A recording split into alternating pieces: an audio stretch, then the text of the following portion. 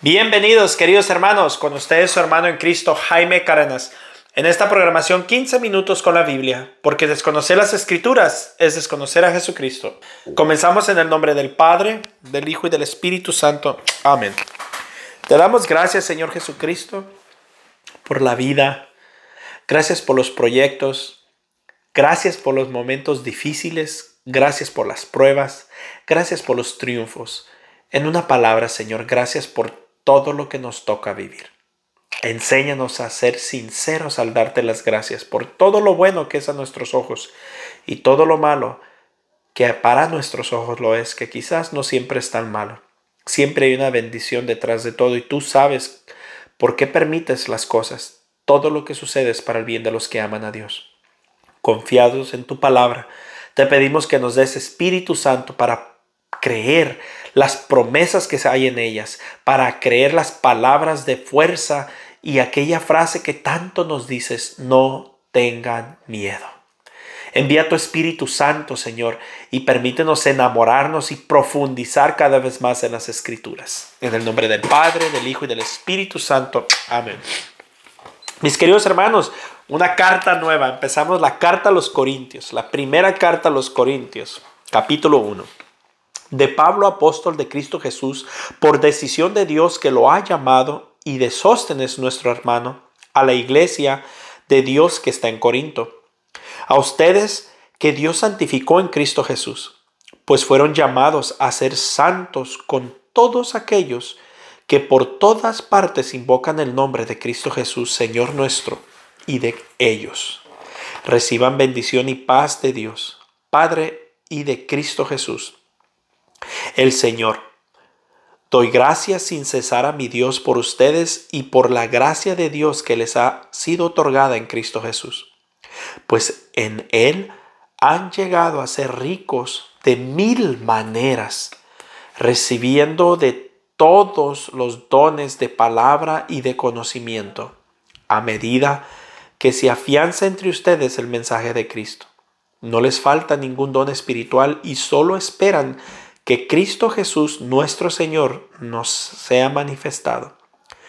Él los mantendrá firmes hasta el fin, para que estén sin tacha el día que venga Cristo Jesús, nuestro Señor. Dios es fiel. Él que los ha llamado a esta comunión con su Hijo Jesucristo, nuestro Señor.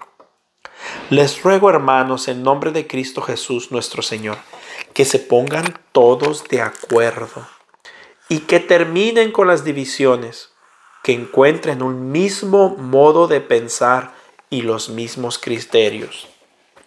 Personas de la casa de Cloé me han hablado de que hay rivalidades entre ustedes.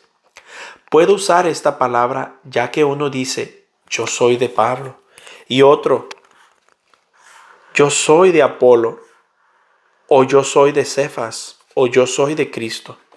¿Quieren dividir a Cristo? ¿Acaso fue Pablo crucificado por ustedes o fueron bautizados en el nombre de Pablo? Doy gracias a Dios de no haber bautizado a ninguno de ustedes a excepción de Crispo y Gayo, pues así nadie podrá decir que fue bautizado en mi nombre. Perdón, también bauticé a la familia de Estéfanas. Fuera de estos no recuerdo haber bautizado a ningún otro. De todas maneras, no me envió Cristo a bautizar, sino a proclamar el Evangelio, y no con discursos sofisticados, no sea que borremos la cruz del Mesías. Bien es cierto que el lenguaje de la cruz resulta una locura para los que se pierden, pero para los que salvan, para nosotros, es poder de Dios. Ya lo dijo la Escritura: destruiré la sabiduría de los sabios y haré fracasar la pericia de los instruidos. Sabios entendidos, teóricos de este mundo, ¿cómo quedan puestos? Y la sabiduría de este mundo, Dios la dejó. Y la sabiduría de este mundo, Dios la dejó como loca, pues el mundo con su sabiduría no reconoció a Dios cuando ponía por obra su sabiduría. Entonces a Dios le pareció bien salvar a los creyentes con esta locura que predicamos.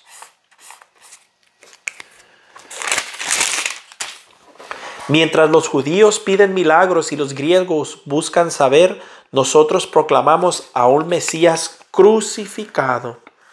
Para los judíos, ¡qué escándalo! Y para los griegos, ¡qué locura!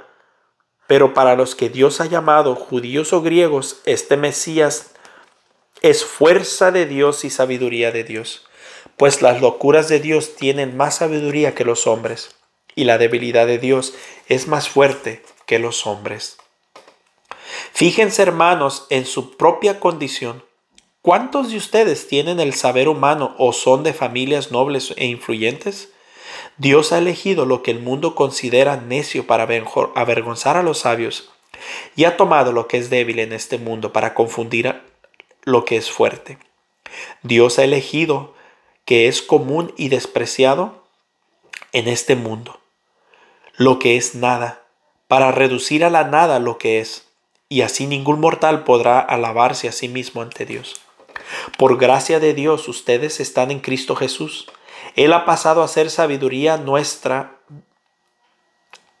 venida de Dios, y nuestro mérito y santidad, y el precio de nuestra libertad. Así está escrito: el que se gloríe en el Señor. Primera de Corintios capítulo 2. Pues yo, hermanos, cuando fui a ustedes para darles a conocer el proyecto misterioso de Dios, no llegué con oratoria ni grandes teorías. Con ustedes decidí no reconocer más que a Jesús el Mesías, y un Mesías crucificado. Yo mismo me sentí débil ante ustedes, tímido y tembloroso. Mis palabras y mi mensaje no contaron con los recursos de la oratoria, sino con manifestaciones de espíritu y poder, para que su fe se apoyara no en sabiduría humana, sino en el poder de Dios.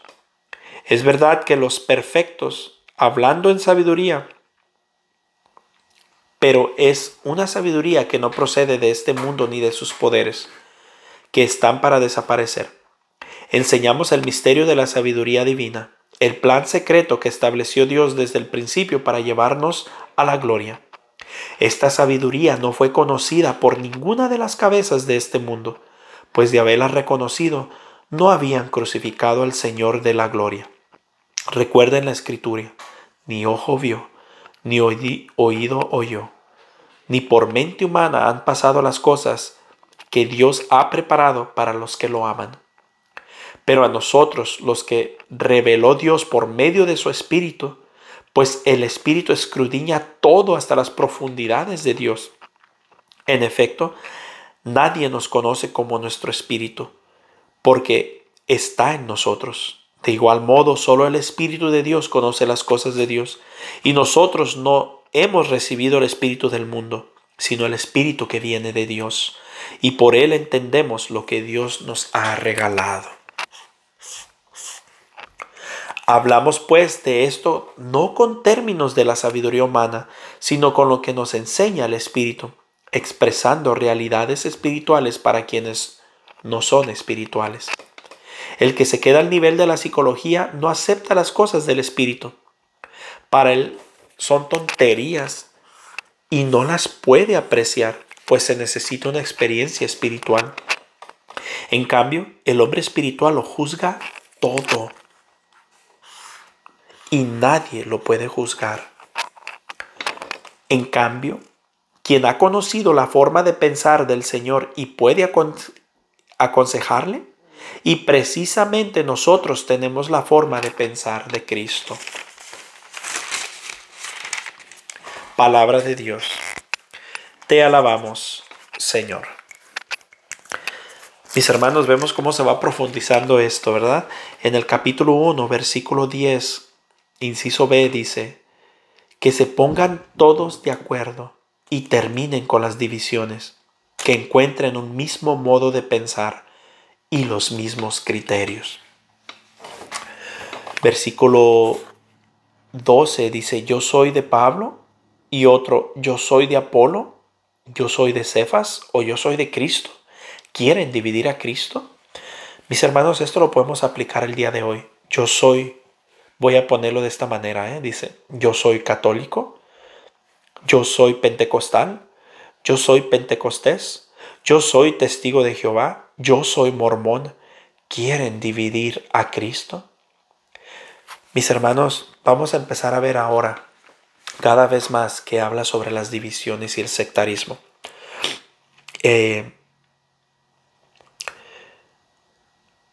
No podemos decir que no importa la religión que seas. No podemos decir que todas las religiones son iguales. Cuando no se cumple esto, tengan un mismo modo de pensar. En la doctrina católica, ciertamente, hay gente que puede pensar distinto, pero no significa que debe hacerlo.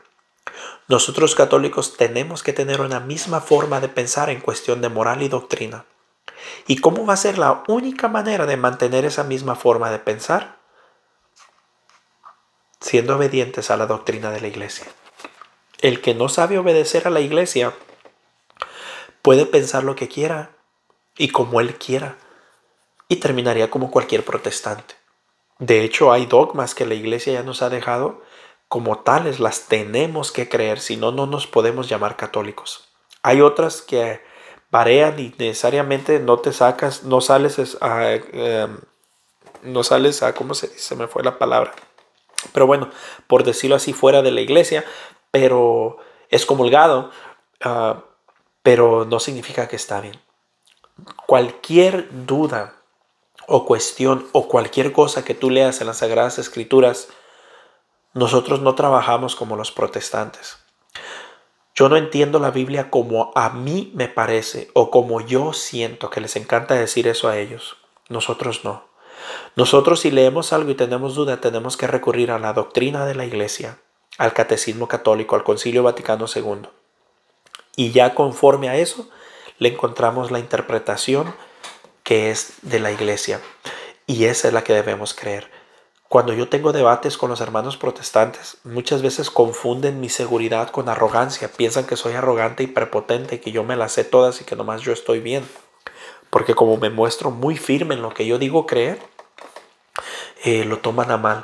Pero no, si yo hablo tan seguro de lo que estoy hablando, es porque lo he leído, que la iglesia, la doctrina de la iglesia me lo ha enseñado.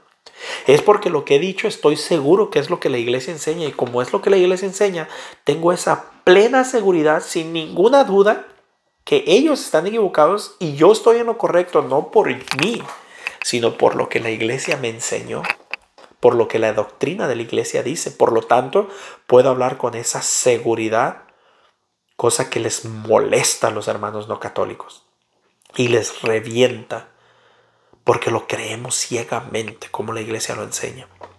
Entonces, nosotros, mis hermanos, necesitamos conocer. Si no, terminamos como cualquier protestante. Miren, ¿cuánto protestante les pasa juzgando y criticando que porque nosotros a Jesucristo ya resucitó y que nosotros predicamos a un Cristo muerto, que porque está en la cruz? ¿Cuántas veces no te ha dicho algún protestante o has escuchado a un protestante que diga eso? Pues miren lo que dicen las Escrituras en el versículo 18. Bien es cierto que el lenguaje de la cruz resulta una locura para los que se pierden, pero para los que se salvan, para nosotros es poder de Dios. Mis hermanos, esto se oye fuerte, yo no lo digo, lo dice la Biblia. Si lo actualizamos, bien es cierto que el lenguaje de la cruz resulta una locura para los protestantes, pero para los que se salvan, para los católicos, para nosotros es poder de Dios. Con esto, ojo, no quiero que me malinterpreten. Con esto no estoy diciendo que los protestantes se van a condenar y solo los católicos se van a salvar. No, yo simplemente estoy diciendo lo que dice aquí. Aquí dice que los que les parece una locura se pierden. Yo no sé. Hay unos que sí, otros que no, pero yo con todos los que he dialogado, se les hace, dicen que como nosotros predicamos a un Cristo muerto. Y miren nomás, y la sabiduría de este mundo, Dios la dejó como loca. Entonces Dios le pareció bien salvar a los creyentes con esta locura que predicamos. ¿Cuál? La locura de la cruz. La locura de la cruz. Y dice, y no con discursos. Oh, perdón, esta no era la otra parte. Acá está la otra parte que quería leer. En el versículo 23 dice, miren nomás lo claro que deja. Nosotros proclamamos a un Mesías crucificado. ¿Cómo lo proclama la Iglesia Católica? ¿Cómo lo proclama la Iglesia Católica? Claro, Jesucristo también resucitó, pero también proclamamos un Cristo crucificado porque es la máxima expresión del amor. La máxima expresión del amor. Y dice, para los protestantes, bueno, aquí dice judíos, para los judíos, ¡qué escándalo! Háblale a un testigo de Jehová de la cruz para que veas. Pero para los que Dios ha llamado, judíos o griegos, protestantes o católicos, este Mesías es fuerza de Dios y sabiduría de Dios. Capítulo 2, versículo 2.